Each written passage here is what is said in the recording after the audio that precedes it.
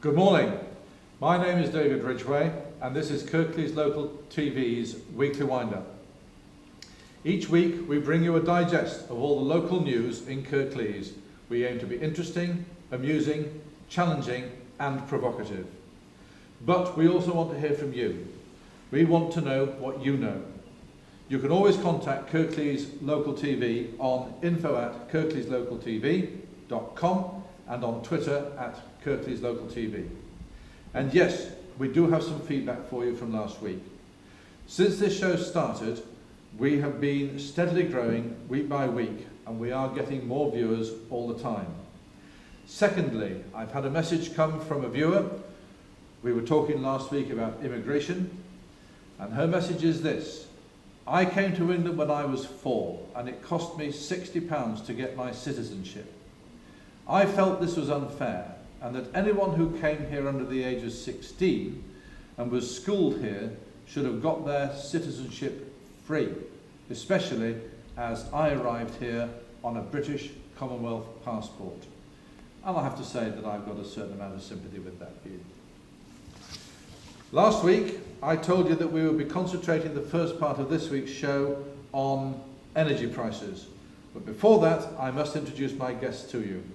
And my special guests this week are Sally Limbert, down the far end, and Judith Churley. Welcome Sally and welcome Judith. Thank you. Sally, I understand you live in Batley. I do. What do you do? I'm currently working in the retail sector. I work at the mill in Batley, just part-time, Okay. which I'm enjoying, but I would like to find something full-time. And I'm also currently studying a course. Okay. Yeah. And Judith, what do you do? I work for Age UK College in Kirklees, which is the local arm of the national charity, and I look after their marketing and fundraising for them. Excellent, excellent. Now, has anything specific caught your eye over the last week or so in the news? Sally? INEOS in Scotland, in the oil refinery. That's Grangemouth. Grangemouth, yes. I found that was quite interesting, the way Unite, the union, were fighting for the company's employees. And I think at one point they used the term, it's people's livelihoods that would be affected. But on the Jeremy Vine show last Thursday, a caller in when they were having a debate regarding it said that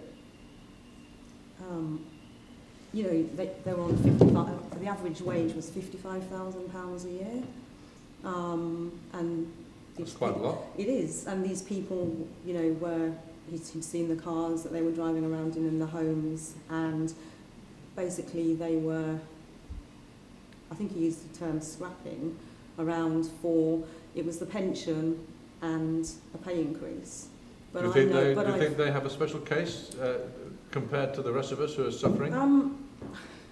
Do you know, I know that they probably do work exceptionally hard and it's a long day for them, but they have, as this man said, 4 days on and 4 days off. But that's not answering the question. Do you think they are a deserving special case?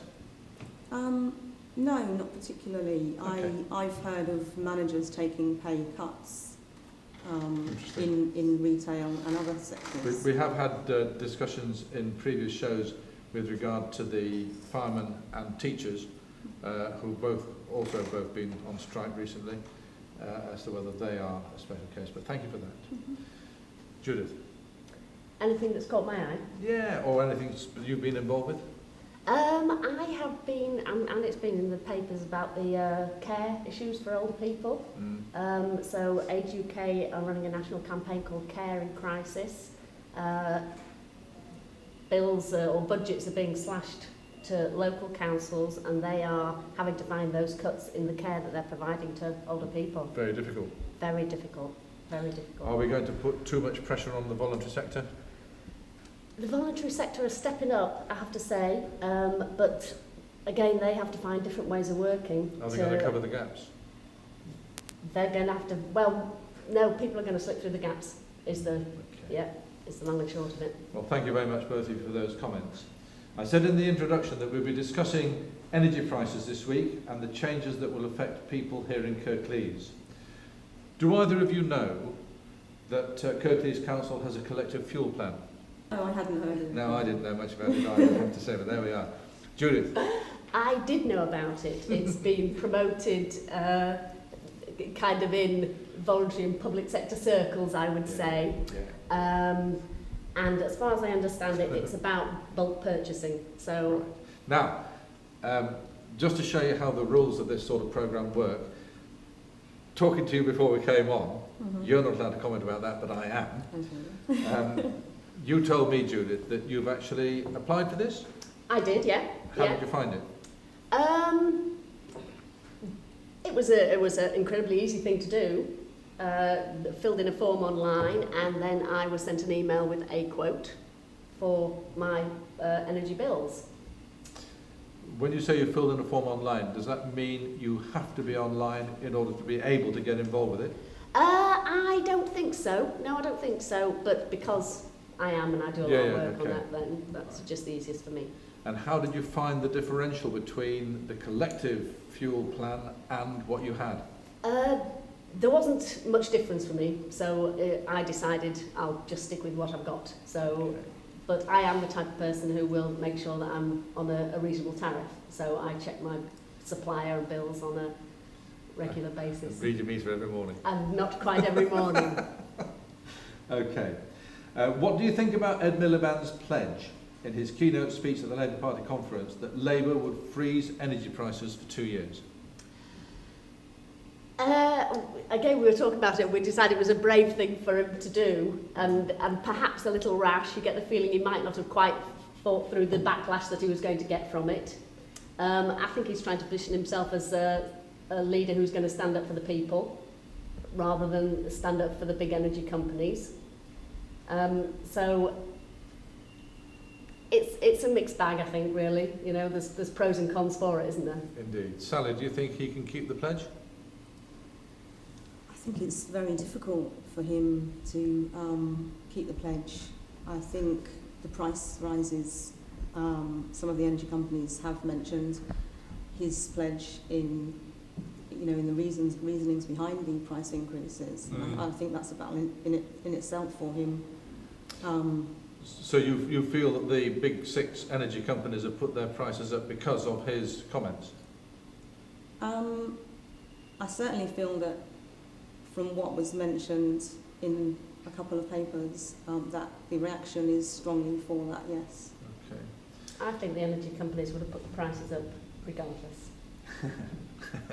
Well interjected. Thank you. That's okay. Now then, do you think, keep getting getting comment about this, but do you think there are going to be any power cuts here in Kirklees in this coming winter? I think it's a bit scaremongery by the energy companies, if I'm honest. I think it is something potentially that we'd be facing further down the line, but I don't think it's this winter. Well, the argument they've put, isn't it, that over the last 15 or so years, that they've been under so much pressure to maintain low prices, quote unquote, that they haven't been able to put too much into the infrastructure of their businesses, which I find really quite extraordinary. But now they're going to have to invest billions into the infrastructure, and consequently the prices have got to go up to pay for that. Do you think that's a fair argument? I do. You do? Yeah. Do you think government should be supporting that investment? I think between us, the energy companies, the government and the people, if we want to maintain the energy usage that we want, if consumers are going to keep demanding more energy, then we've got to pay for it. I think we've got some of the cheapest energy prices in Europe, haven't we? So people have said. Extra cardi in the winter? Yes, certainly in my house. Yeah, exactly.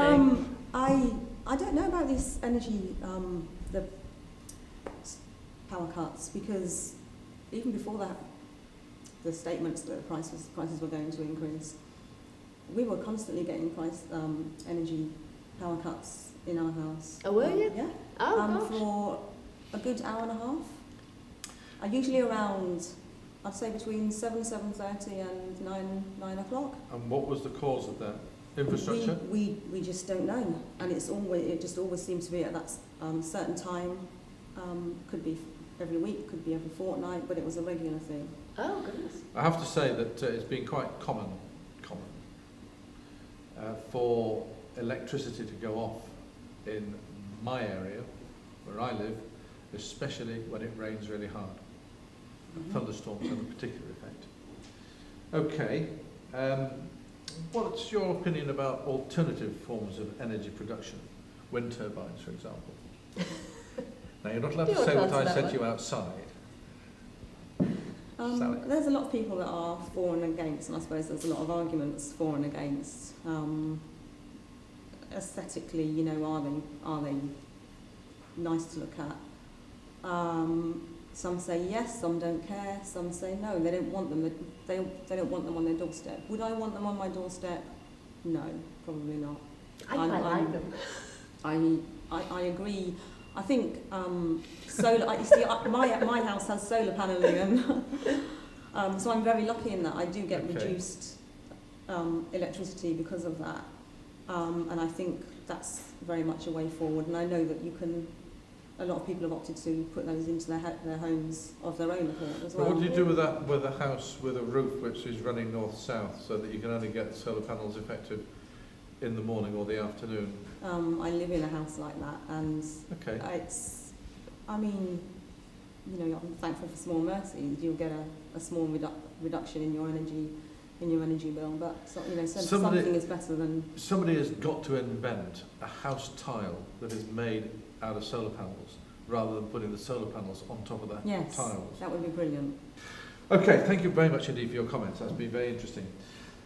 We're now going to take a break. I'm David Ridgway, and this is KLTV's Weekly Winder.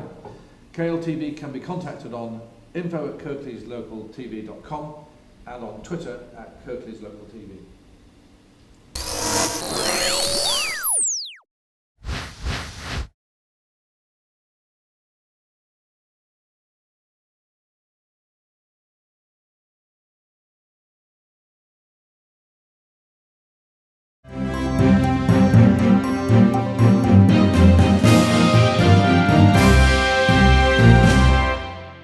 Welcome back. I'm David Ridgway, and this is Kirklees Local TV's Weekly Winder. KLTV can be contacted on info@kirkleeslocaltv.com and on Twitter @KirkleesLocalTV. And so to a number of items that's caught my eye in the news this week. Have either of you heard or read that the local police have gone undercover in order to combat the shoplifting in Dewsbury? I haven't heard that, but I have been at meetings with local council community safety officers about people staying safe, you know, in the run-up to Christmas shopping. Okay, that's great. Do you know how much supermarket chains put onto the price of produce in order to combat or to cover their costs for pilfering? I don't. 4%. Wow. 4%. And that means, of course, that we all pay for the shoplifters, doesn't it? A story that did come out in this meeting, though, was a lady who was in dire circumstances, and she went round stealing the value range of food because she didn't want to, you know, put the supermarket out of pocket. So that's a sign of the time. She wasn't stealing because she wanted to steal, she was stealing to eat. Okay, fine. In the valleys, and I come from the Colne Valley, local people and councillors work closely with the police, as you do, but this level of collaboration can be so easily destroyed when supermarket chains, a very specific supermarket chain, attracts our light-fingered neighbours by putting displays of cheap booze next to the door. Is that a good plan? Having the alcohol, cheap alcohol next to the door? Cheap alcohol next to the door. Is it a supermarket loss leader? It's a supermarket loss leader, yes. If they're going to do it, then they have to accept the consequences. A totally new connotation on the word loss leader, because they do lose it because it gets nicked. Yeah. Well, if they have it by the door, then... It's asking for trouble, yeah, isn't it, really? Well, we've tried to get in touch with the co-op, but sadly they don't want to talk to us. But there you are. Moving on. The inquests into the deaths of the 3 Kirklees soldiers was concluded this week. The Oxford coroner, Darren Salter, concluded that they had been unlawfully killed. Have either of you any comments to make on this, Sally? I think it's terrible. You think the risk they take. And at such a young age. It's just sad, the young loss of life, isn't it? Yeah. And serving their country, and and then they get treated like that. It's despicable, really. Yeah.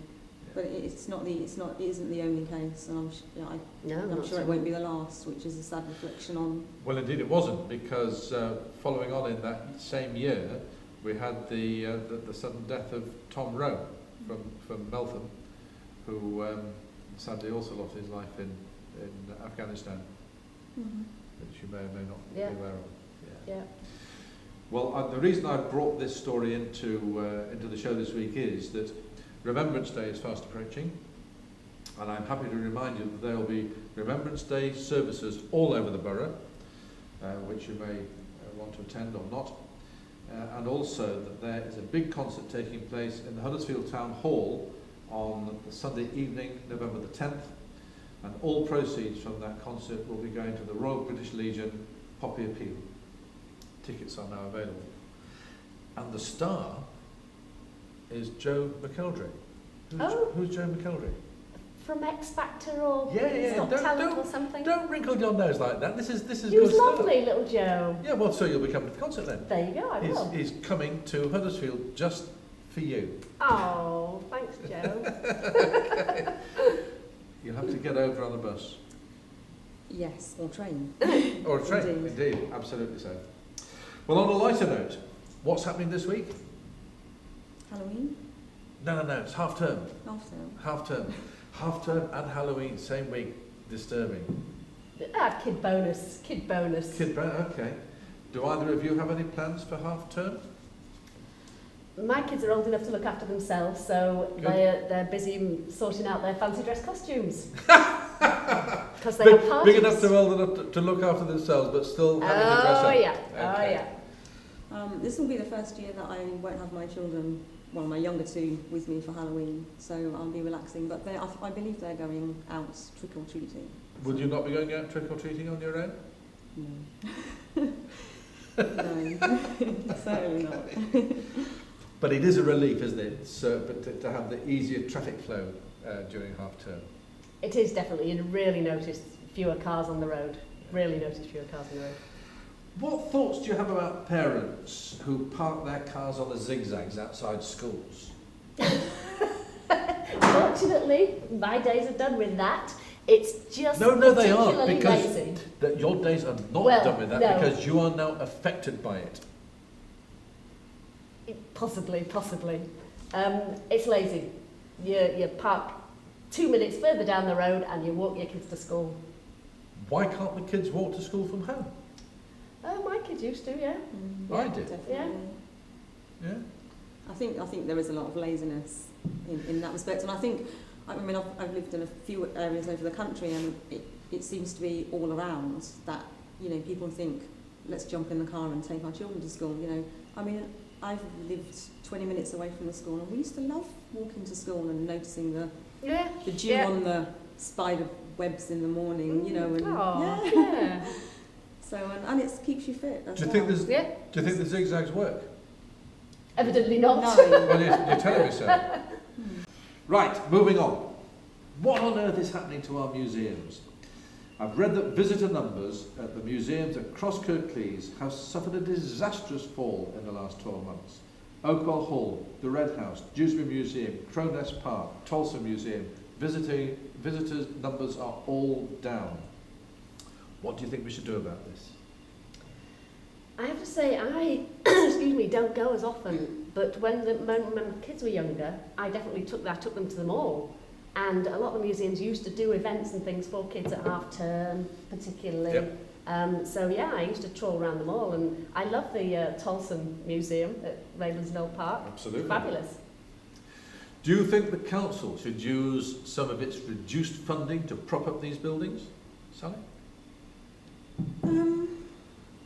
I think so.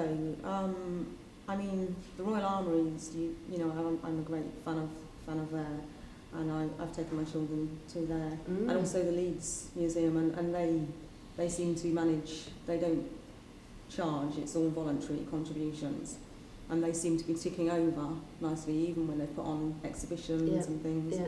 And I know that Oakwell, the Red House were saying that they blamed their 40% drop in attendance because of the introduction of prices for entry fees.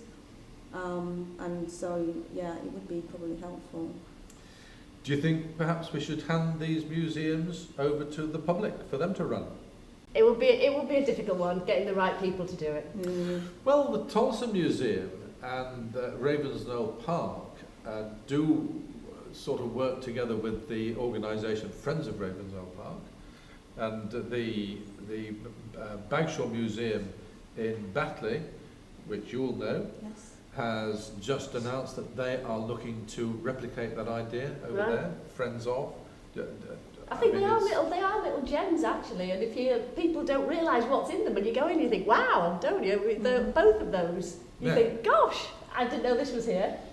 Yeah, and indeed, the Gokha Museum, which is very well visited, has only ever been run by volunteers. That's true. Yeah. They have lots of school parties. They going. certainly do. Yeah, and I don't know if they charge schools for that. And I hope so. yeah. So Schools have still got budgets to spend. Yeah. But it's, my kids certainly loved going when they went. It's a good museum. It's a very interesting Yeah, museum, it is, it and really it is. actually does have a story to tell, rather than just having stuff on show. Yeah, it's like so to stepping speak. back, isn't it? Yeah. Absolutely.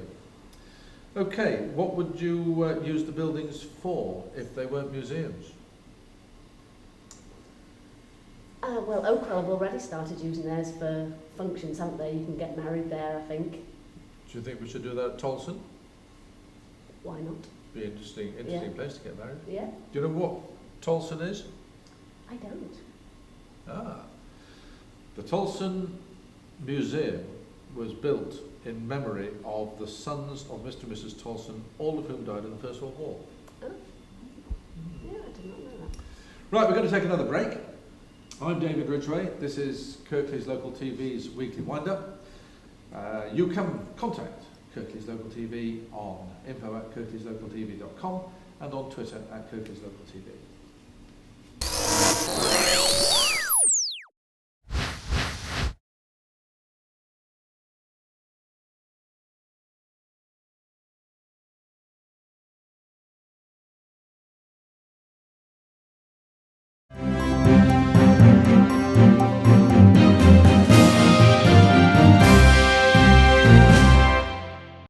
And welcome back. I'm David Ridgway. This is Kirklees TV's weekly wind-up. You can contact Kirklees Local TV on info@kirkleeslocaltv.com and on Twitter @KirkleesLocalTV. We spoke in the previous section about Halloween, but of course Halloween does lead on to Bonfire Night. I just want to make a couple of comments. Please be careful if you're handling any fireworks. They can be really dangerous. Never throw them at each other. Do exactly what it says on the packet, light the touch paper and retire. If it doesn't light, don't pick it up. Do you like fireworks, Sally? I do like fireworks in an organised environment. I think there was something recently in the press about someone's using accelerant on a firework, and the consequences of that were obviously horrendous. And they do scare me if people aren't supervised and everything. But I think if they're handled correctly, it's nice to celebrate.